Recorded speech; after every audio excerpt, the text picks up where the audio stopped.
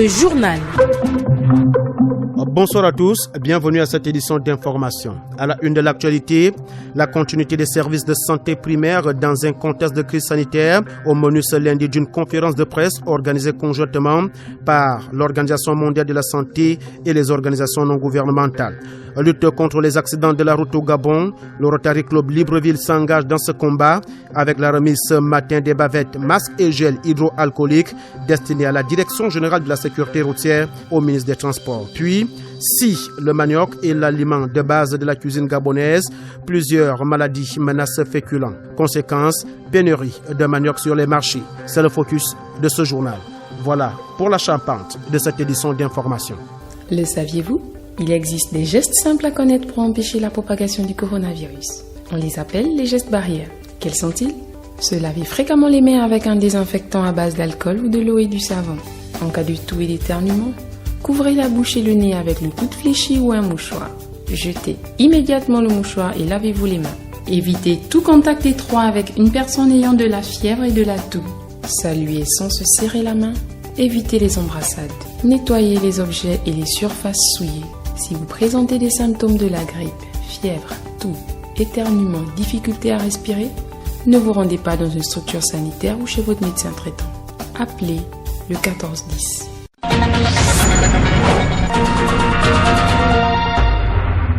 Le ministre des Transports a dévisé ce matin à son cabinet de travail avec le Rotary Club Libreville-Doyen qui s'engage dans la lutte contre les accidents de la route. Rencontre au cours de laquelle le président du Rotary Club Libreville a remis à Léon Armel Bunda Balonzi un important lot de bavettes, masques et gel hydroalcoolique destinés à la Direction générale de la sécurité routière. Compte rendu d'audience, Raymond Savou. C'est pour protéger les agents de la Direction générale de la sécurité routière présents sur nos routes contre le coronavirus que le Rotary Club Libreville-Doyen vient de remettre un lot de kits de protection au ministre en charge des transports. Cette action s'inscrit dans le cadre de la campagne de sensibilisation contre la prise d'alcool au volant dont l'événement est célébré chaque 8 août. Igor Anene Yahovi, président du Rotary Club Libreville-Doyen. Chaque année, le Rotary Club Libreville-Doyen mène une action de lutte contre l'alcool au volant. Donc cette action se passe généralement début août parce que c'est la période de départ en vacances. On a 300 bavettes offertes, on a 1050 éthylotestes, on a 20 litres de solution partagée en bouteilles de 150 ml et de 500 ml. Du matériel de protection reçu à quelques jours du lancement en Toum de la 9e édition de la campagne de sensibilisation contre l'alcool au volant. Alex Minto, directeur général de la sécurité routière. Cette campagne s'inscrit dans notre logique de sensibilisation des usagers de la route afin de limiter les accidents à fort impact humain. Surtout que nous sommes dans une période de confinement partiel qui va se traduire par une plus grande mobilité des populations. Donc il est important pour nous à cette période de l'année de véhiculer, de continuer à répéter nos messages de sensibilisation. Donc avec le Rotary Club de Libreville qui nous accompagne déjà depuis pratiquement 9 ans, qui est un partenaire de la Direction générale de la sécurité routière, qui nous appuie dans nos efforts. Conduire en état d'ivresse constitue l'une des causes principales des accidents de la route. La prise d'alcool a pour conséquence la baisse d'activité visuelle, la somnolence, la diminution des réflexes et bien d'autres. Caravane de remise de kits sanitaires ce jeudi aux administrations sous tutelle de la mairie d'Ovendo et aux commerçants exerçant dans la commune. Objectif, lutter contre la pandémie qui touche tous les pays du monde et bouter la maladie hors du Gabon. Une caravane menée par le maire de la commune d'Ovendo. Les détails avec Ido Nyami. Composé de bavettes, de fontaines et de gel hydroalcoolique pour lutter contre la Covid-19, cette caravane de distribution de kits sanitaires a été rendue possible grâce aux dons de quelques entités morales, comme nous l'explique Jeanne Bagou, maire de la commune d'Ovendo. Nous nous retrouvons là pour le lancement d'une caravane de distribution des bavettes et des fontaines. Il faut le dire que cette caravane a été rendue possible grâce à des personnes morales, à savoir le groupe Bolloré, la CITRAC et l'Union des femmes du Parti démocratique gabonais. Ce sont ces entités-là qui ont bien voulu mettre à la disposition de la mairie des bavettes, des fontaines, des denrées alimentaires. Et nous tenons à leur dire une fois de plus, merci. Pour les bénéficiaires, Ces kits sanitaires qui facilitent l'application des mesures préventives au travers du respect scrupuleux de gestes barrières sont la bienvenue. Le matériel que vous allez vous remettre nous permettra de lutter de façon efficace sur cette pandémie. Je suis très contente de ce que Madame la mairesse est en train de faire parce qu'elle est en train de nous encourager et nous protéger. Actuellement, il y a plein de morts dans d'autres pays et ici au Gabon. Donc il faut vous préserver, il faudrait qu'on se préserve avec ça. La gendarmerie, par mon nom et le personnel de la garde côte Libreville, vous remercie de ce geste. Nous ferons bon usage. La remise de ces kits sanitaires est un acte qui répond à l'appel de solidarité lancé par le président de la République, Ali Bongo Ondimba, dans la lutte contre la propagation du coronavirus. Les responsables de l'OMS, Organisation mondiale de la santé au Gabon, et les organisations non gouvernementales ont animé conjointement une conférence de presse ce matin à Libreville. La continuité des services de santé primaire dans un contexte de crise sanitaire due à la COVID-19 était au menu de la rencontre avec les femmes et hommes des médias. Le point avec Roland Sylvani Andem. Sensibiliser les populations sur les dangers de la COVID-19, c'est tout l'intérêt de cette vaste campagne initiée par les partenaires au développement. Dr Ghislaine Konaseko, chargée des programmes à l'OMS. La maladie est dans notre pays, dans toutes les provinces, au stade communautaire, c'est-à-dire que maintenant on peut s'infecter partout, chez soi, à son lieu de travail, dans un magasin, dans une réunion, etc. Et nous avons aussi des foyers épidémiques, c'est-à-dire des foyers où l'épidémie se manifeste particulièrement, qu'on appelle cluster. Alors nous pensons que c'est des cas qui justement, comme l'épidémie est communautaire, qui se sont infectés dans leur communauté certainement et qui sont allés travailler dans un milieu où on est nombreux et confinés et la maladie a explosé dans ces milieux-là. Le gouvernement et ses partenaires ont déployé beaucoup d'efforts à travers le COPIL. Par ces efforts, beaucoup de moyens diagnostiques sont en train d'être déployés dans les provinces et lorsqu'on met les moyens diagnostiques sur place, on découvre plus de cas. Ce programme met également un accent sur les personnes en situation de vulnérabilité. En même temps que le gouvernement organise la riposte contre le Covid, il y a impliqué aussi comme une priorité la continuité des services essentiels de santé. Parce qu'il ne faut pas que ces services s'arrêtent. Donc, les programmes de santé du ministère de la Santé ont pris les dispositions. Le programme de lutte contre la tuberculose, aussi bien que le programme de lutte contre le VIH, ont approvisionné les malades en médicaments pour une période qui est allée au-delà de la période habituelle. Il y en a qui ont reçu 3 mois, d'autres 6 mois. Signalons que l'Organisation mondiale de la santé et certains organismes non gouvernementaux entendent sous peu former les responsables des radios communautaires afin de toucher le maximum de personnes en cette période de COVID-19.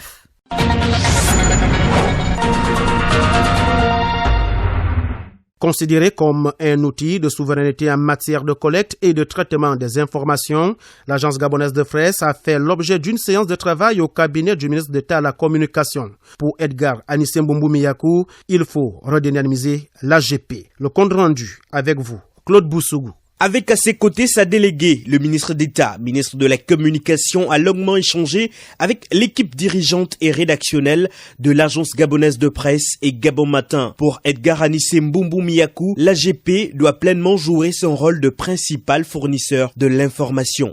Le gouvernement compte énormément sur l'Agence gabonaise de presse. Ça fait longtemps que nous avons lu les dépêches dans les autres journaux, dépêches AGP.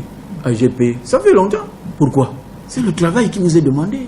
C'est vous qui devez être la source d'information de tous les organes de presse. Établissement public doté de la personnalité civile et de l'autonomie financière, l'Agence gabonaise de presse doit vivre de ses ressources commerciales au-delà de la subvention de l'État. Jean-Robert Helmut Mouchinga Boulingui, administrateur directeur général AGP, et Roger Mebambeze, président du conseil d'administration. Le gouvernement attend beaucoup de l'AGP, que l'AGP, qui est de manière prosaïque la mère des journaux, joue effectivement son rôle. Et la séance de travail, c'était justement pour nous amener à jouer effectivement ce rôle. C'est un échange en plein de construction par rapport aux ambitions et aux enjeux du moment sur le devenir de tous les supports de l'Agence gabonaise de presse. La situation des déflatés de l'AGP préoccupe également le membre du gouvernement. Toute la volonté est mise en place pour une sortie de crise très rapidement. À Libreville comme à l'intérieur du pays, il ne se passe plus un jour sans que l'on enregistre un cas d'arnaque au téléphone. Des malfrats utilisent cette méthode pour dérober l'argent à leurs victimes en proposant des activités lucratives nécessitant un apport financier ou des messages via Airtel Money ou Mobicash. Une situation décriée par de nombreux clients. Un reportage de Freddy Bouvila. Allô? Oui. Oui, bonjour Vanessa. Bonjour.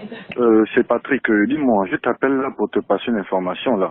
En fait, c'est à propos d'un petit boulot là. C'est par ce type d'échange téléphonique que les personnes mal intentionnées procèdent pour soutirer de l'argent aux abonnés des différentes maisons de téléphonie mobile au Gabon. Un mode opératoire qui a déjà fait plusieurs victimes. Un soir, je suis en pleine réunion, le téléphone sonne, c'est quelqu'un qui m'appelle. Allô, madame, bonjour. Vraiment, regardez votre téléphone, je viens de vous envoyer quelque chose, je me suis trompé, ma maman est gravement malade à l'hôpital général. Effectivement, quand je regarde, je vois, on a envoyé l'argent. Comment ça? Je n'ai rien compris. Quand je l'appelle, il dit, bon, je suis occupé, je n'arrive pas à te renvoyer l'argent. Viens me trouver là où je suis, comme ça, on ira sortir ça ensemble. Il dit, non, madame, même si vous avez seulement 5 ou 10 000, envoyez d'abord parce que là, il y a urgence. Apparemment, ils connaissent même là où vous travaillez. Ils vous disent, je suis tel. Ils vous disent, mais tu sais que ici, là, nous sommes en train de faire, par exemple, la pêche des crevettes. C'est une activité très lucrative. Mais pour cela, j'ai été réservé une place de choix. Parce que tu es mon bon grand. Et même quand ils sentent que vous n'accrochez pas à ce qu'il dit, ils commencent à vous menacer. Mais tu es ma boule, quoi, on peut te faire gagner de l'argent et pourtant. Mais c'est après que vous comprenez, mais finalement, c'est de l'arnaque. Pour décliner toute responsabilité, un opérateur économique exerçant dans ce secteur lance depuis quelques semaines un message d'alerte pour freiner ce phénomène qui prend de l'ampleur dans notre pays. Chers clients, attention si vous recevez un appel d'un inconnu vous proposant une affaire par Airtel Money. Il s'agit certainement d'une arnaque. Veuillez ne pas envoyer de l'argent et ne pas communiquer votre mot de passe, nom, prénom ou date de naissance. Un message d'alerte qui arrive un peu tard au regard du nombre de clients qui s'est déjà fait arnaquer. Sur un tout autre plan, les travaux d'aménagement des bassins versants de Libreville se poursuivent dans le but de répondre à la problématique de l'assainissement et de régler les problèmes d'inondation que connaît la capitale gabonaise. C'est le cas par exemple des bassins versants du carrefour Ifametra, feu tricolore du PK8. Seulement, les travaux lancés dans cette zone inquiètent les populations environnantes. Le constat dans ce reportage de Gaël Mbimbo Okoko.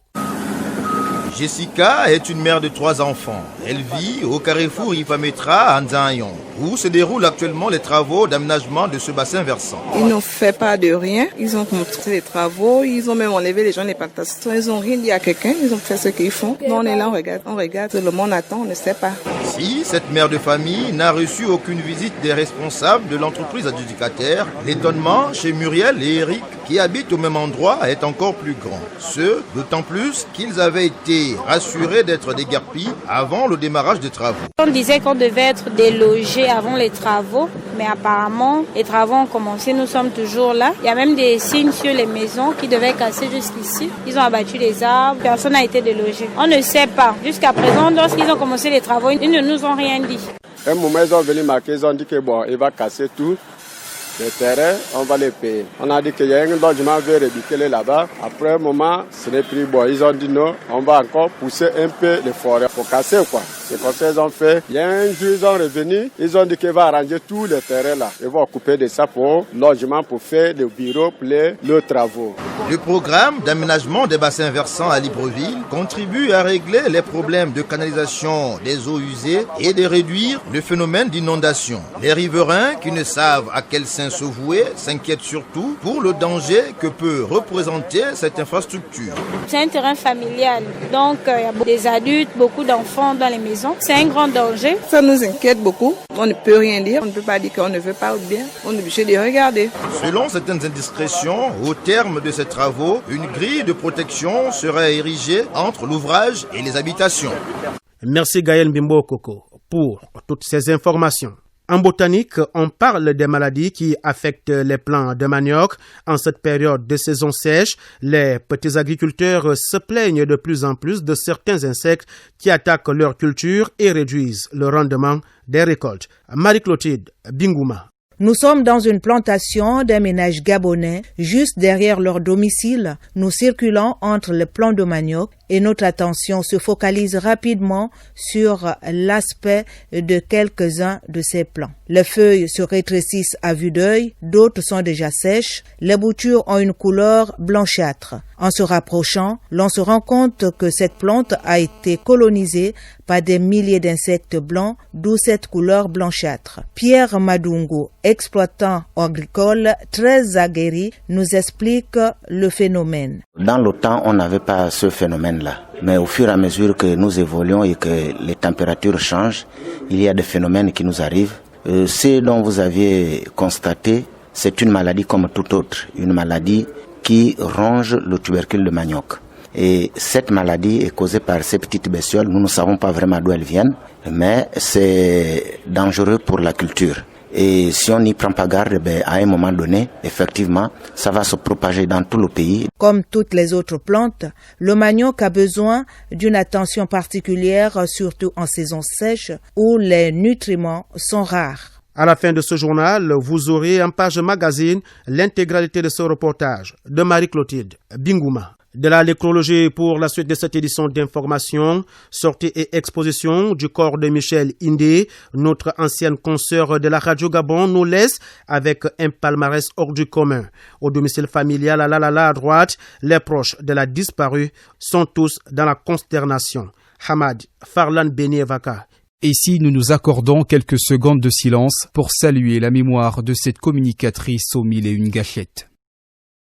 Ce jeudi 6 août 2020, Michel Indé, la voix d'or, vient de regagner les siens, non plus avec ce sourire qu'elle maintenait au quotidien, car aujourd'hui, cette jovialité a fait place à la tristesse en raison de son trépassement. Au domicile familial à la droite, c'est une banderole à son effigie qui nous accueille, avec son petit nom Jatita inscrit dessus. Une fois le portillon franchi, c'est toute une grande famille complètement éplorée qu'on y trouve. Ceux qui l'ont connu de très près sanglotent chacun de son côté. Les plus forts restent fermes, mais les yeux de Chimène n'ont point été cachés. Parmi ses ex-collègues devenus intimes, refusent l'idée que Michel Indé n'est plus, tout en nous racontant les moments passés en sa compagnie, remplis de joie et de professionnalisme. Madeleine Woura, productrice à Gabon Première, amie et sœur de la défunte. Quand elle était là, déjà malade, je lui faisais des surprises. À 6h, je suis déjà là. Et puis c'est comme ça, on s'enjaillait, on riait. Je pouvais garder une image comme ça de Michel et puis ne pas dire défunte. Dame rigoureuse, toujours assidue à son poste de travail, Michel Indé peut se réjouir d'avoir gravé ses compétences dans la corporation. Mais pour Ruth Mignolet, sa disparition est plutôt précoce. Je suis un petit peu en colère parce qu'on avait des choses à faire, elle et moi, et elle part comme ça. Donc j'ai beaucoup plus de colère pour la professionnelle que je suis et pour la nièce et la confidente que je suis. Pour sa part, le directeur général de Radio Gabon, Bertrand Ebiangoué, rappelle que Michel Indé était un véritable modèle à suivre. Je me suis même permis de l'utiliser en d'autres circonstances, faire de l'animation, le 59e anniversaire de la création de Radio Gabon. Vous vous souvenez, c'est elle qui manageait cette cérémonie-là. C'est un exemple pour les générations qui viennent. Suivre cette fille, surtout dans la production, elle était véritablement une femme qui savait s'y faire. Elle avait encore beaucoup à prouver. Partie à la fleur de l'âge, notre consoeur aux cordes vocales uniques sera inhumée ce samedi 8 août sur la terre de ses ancêtres à Mayumba, dans la province de la Nyanga.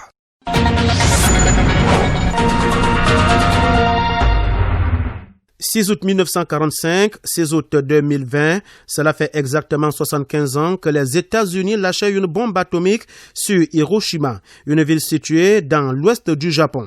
L'incident aura causé 140 000 morts. À ce jour, quelle pensée pour ces événements malheureux ayant marqué l'histoire de l'humanité? Dans quel contexte s'est-il produit et quel a été l'impact de celui-ci? Tentative de réponse avec Ahmed Ryan Zengi. Une intense boule de feu, voilà ce que les habitants d'Hiroshima ont aperçu en premier le matin du 6 août 1945. Un bombardier américain venait de larguer la première bombe atomique de l'histoire sur la ville située dans l'ouest du Japon. 3 jours plus tard, le cauchemar se répétait à Nagasaki. L'historien Arsène Don Minta nous restitue ici le contexte ayant marqué cette période douloureuse. Le contexte de cette situation est que pendant la Seconde Guerre mondiale, alors que l'Allemagne avait déjà capitulé et que la guerre était complètement finie en Europe, seul le Japon était resté à se battre en Asie. Donc, et vu que les forces japonaises avaient du mal à être vaincues, parce que par la suite, l'armée japonaise va utiliser ce qu'on va appeler ici les kamikazes, qui vont procéder aux attaques suicides, c'est-à-dire dans un désespoir accru, les Japonais vont prendre des jeunes pilotes volontaires avec leurs porte-avions, c'est-à-dire ils s'arrangeront à chaque fois à larguer les bombes ou à aller cogner la flotte américaine, c'est-à-dire les porte-avions américains qui étaient basés dans le Pacifique. À ce jour, la suprématie autrefois exercée par les États-Unis semble avoir pris un coup au regard de la prolifération des détenteurs d'une nouvelle forme d'armement. 75 ans après ces événements malheureux ayant coûté la vie à plus de 100 000 personnes, les souvenirs de ce bombardement sont palpables car les survivants ont fortement été exposés au risque accru de cancer. 75 ans après, effectivement, les impacts sont toujours visibles parce que il va sembler que dans ces deux régions, c'est-à-dire Hiroshima et Nagasaki, où les bombes atomiques ont été lancées, il y a des enfants qui naissent encore avec des phénomènes de malformation dans cette zone. Et cette situation a entraîné un choc moral important. Le monde entier a découvert avec stupeur l'horreur, ce que l'homme était capable de faire à son prochain, c'est-à-dire qu'on se disait jusque-là, la science servait rien qu'à faire du bien. Or, plus tard, l'on va se rendre compte que la science a concouru à détruire l'homme et cela revient à l'expression de François Rabelais qui dit que science sans conscience n'est que ruine de l'âme. On dénombre encore à ce jour environ 136 700 rescapés de cette période appelée Ibakusha, dont l'âge varie entre 80 et 90 ans, presque tous devenus fervents militants des causes pacifiques antinucléaires. À l'actualité hors de nos frontières, nous allons tout de suite en Mauritanie où on parle de la démission du Premier ministre de l'Air, Razouani. Guy David Mboumba. Effectivement, le gouvernement d'Ismaël Cheikh Sidiya a démissionné ce jeudi alors qu'un rapport sur les dérives de la gestion du précédent président cite certains membres. La justice a reçu le rapport de la commission d'enquête parlementaire ce même jour. En Côte d'Ivoire, on attend ce soir le traditionnel discours à la nation d'Alassane Ouattara à la veille de la fête de l'indépendance. Et une question est sur toutes les lèvres, c'est de savoir si le président ivoirien annoncera sa candidature à l'élection du 31 octobre prochain. Tout le pays est suspendu à l'allocution de ce jeudi soir. Évidemment, les militants d'Alassane Ouattara aimeraient non seulement que le président se présente à la prochaine présidentielle, mais qu'il profite aussi de ce discours pour déclarer sa candidature. En Libye, pour terminer, les appels des organisations libyennes et internationales à l'adresse des autorités de l'Est libyen se sont multipliés pour libérer le journaliste Ismaël Abouz Reiba. Le photographe a écopé de 15 ans de prison ferme devant un tribunal militaire de Benghazi.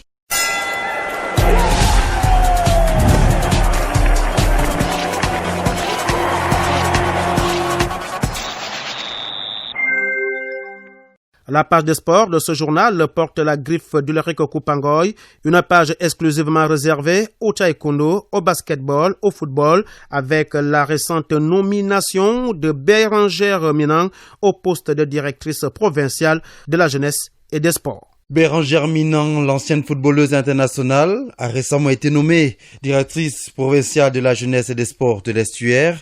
Pour débuter son mandat, elle a décidé de faire le tour des différentes ligues pour expliquer son rôle et ses missions. Chivarol Mekwi pour le reportage. Après son installation au poste de directrice provinciale de la jeunesse et des sports de la province de l'Estuaire, Bérengère Minang a pris son bâton de pèlerin pour faire le tour des différentes ligues de la dite province pour édifier ses collaborateurs sur ses missions. Nous avons l'obligation d'être des relais au niveau des loisirs, du sport, de la jeunesse et de la vie associative. Donc nous devons mettre en exergue la politique sportive que prône le ministère au sein donc de la province de l'Estuaire. Nous devons nous atteler à respecter cette feuille de route auprès de nos administrés. Pour mettre en pratique les missions qui lui sont assignées, la nouvelle directrice compte sur ses partenaires. La redynamisation du sport à l'Estuaire va dépendre de tout le monde. Nous nous appuyons sur les organes techniques pour pouvoir avancer. Et nous comptons travailler beaucoup plus avec les plus jeunes nous irons à la base pour que beaucoup comprennent que le sport, c'est à la base. Si on veut des résultats, il faut se projeter au niveau de la base et chercher à attendre les résultats à long terme. La patronne du sport dans la province de l'Estuaire compte poursuivre ce tour du propriétaire dans les autres structures sous sa tutelle. Nous ne comptons pas nous arrêter seulement à Libreville. Nous avons un programme d'action qui va nous conduire effectivement dans les 6 autres localités. Lors du Grand Libreville, nous serons obligés d'aller retrouver des jeunes Gabonais, des Gabonais qui sont à Kokobiche, à Kango. Toutes les localités seront concernées et personne ne sera oublié avec la grâce de Dieu. Bérangère Minan est titulaire d'une licence d'entraîneur CAF. Elle a également dirigé pendant plusieurs années la commission football féminin de la Fédération gabonaise de football. Stéphane Bitsekimoto va reporter les gants au FC Mostar à Malte, en disgrâce avec l'ancien staff technique. L'international gabonais, ancien gardien et capitaine du CF Mounana, va à nouveau jouer avec le FC Malte, club BOF Première Ligue maltais, avec lequel il évolue depuis 2019. Le deuxième gardien de but des Panthères du Gabon aurait reçu les assurances du directeur sportif du club. Après une bonne préparation physique, le Gabonais et les siens vont disputer un match amical ce vendredi face à Gonja United, club de première division Malte. Du basketball, première compétition post-Covid-19, la FIBA lance le Skills Challenge 2020, une compétition des moins de 17 ans dont les éliminatoires Zone Afrique débutent bientôt. Les qualifications de la Zone Afrique sont prévues du 11 au 14 août. La Guinée, le Niger, le Ghana, le Tchad et le Togo vont s'affronter pour 2 places en phase mondiale. L'objectif de cette compétition internationale consiste à avoir 2 équipes de 5 joueurs qui vont s'affronter à distance à travers un parcours d'agilité, d'adresse et de vitesse, retransmis en direct ou en différé par vidéo dans chaque pays. Du taekwondo pour terminer, la Ligue de Moyen-Ogooué de taekwondo va organiser une cérémonie de passage de grade le 15 août 2020 à l'école Avenue 6 à Tongowanga. Les pratiquants de ce noble art issus de la province du Moyen-Ogooué sont les seuls à prendre part à cette cérémonie. Pour que ces derniers soient au point le jour de la compétition, la direction technique provinciale a prévu un stage de recyclage qui va se tenir du 9 au 14 août 2020. Dans le strict respect des mesures barrières, le comité technique accorde du prix au port du masque à tous les participants pour se protéger du Covid-19. Merci Ulrich Koupangoy pour toutes ces informations de sport. Le rappel des titres. La continuité des services de santé primaire dans un contexte de crise sanitaire. Au menu ce lundi d'une conférence de presse organisée conjointement par l'Organisation mondiale de la santé et les organisations non gouvernementales. Lutte contre les accidents de la route au Gabon. Le Rotary Club Libreville s'engage dans ce combat avec la remise ce matin des bavettes, masques et gel hydroalcoolique destinées à la Direction générale de la sécurité routière au ministre des Transports. Puis, si le manioc est l'aliment de base de la cuisine gabonaise, plusieurs maladies menacent ce féculent. Conséquence, pénurie de manioc sur les marchés. C'était le focus de cette édition d'information. C'est la fin de ce journal réalisé par Raymond Savou, mise en onde par Ulrich Elanka, au montage Julien Makita. La page des sports était assurée par Ulrich Koupangoy. Je suis Fabien Guy Okemvele. Merci d'avoir été des nôtres. Mais avant de vous quitter, je vous propose de suivre ce magazine sur le manioc, cet aliment prisé par les Gabonais, mais qui aujourd'hui manque sur le marché à cause des micro-organismes qui attaquent les boutures sèches, les feuilles et pourrissent les tubercules. Un magazine réalisé par Marie-Clotilde Bingouma.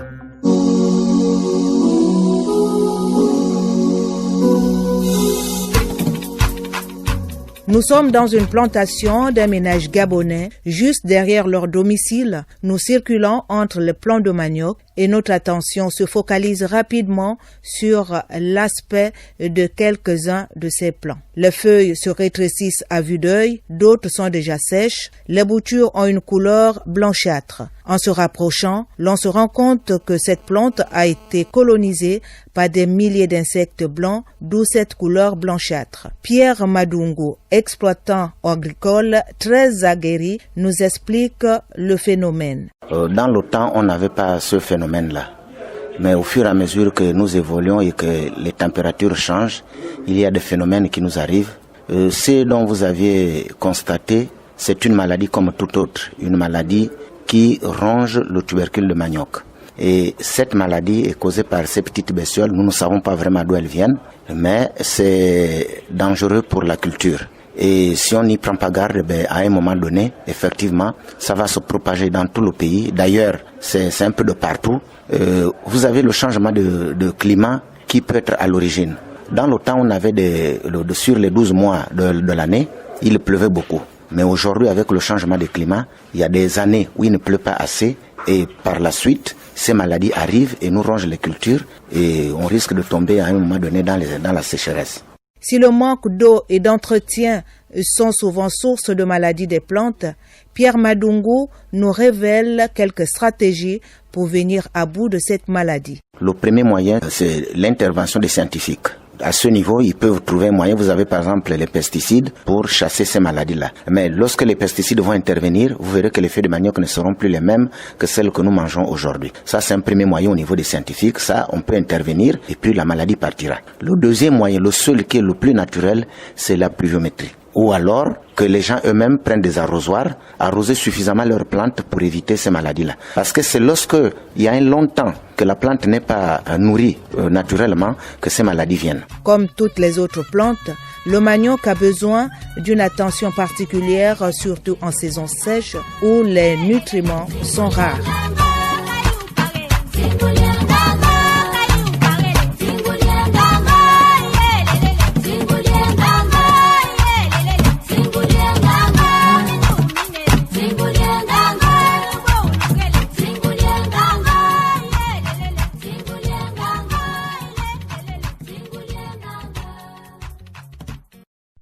Vous êtes câblé sur Radio Gabon émettant de Libreville, 88.7, 96.5 FM.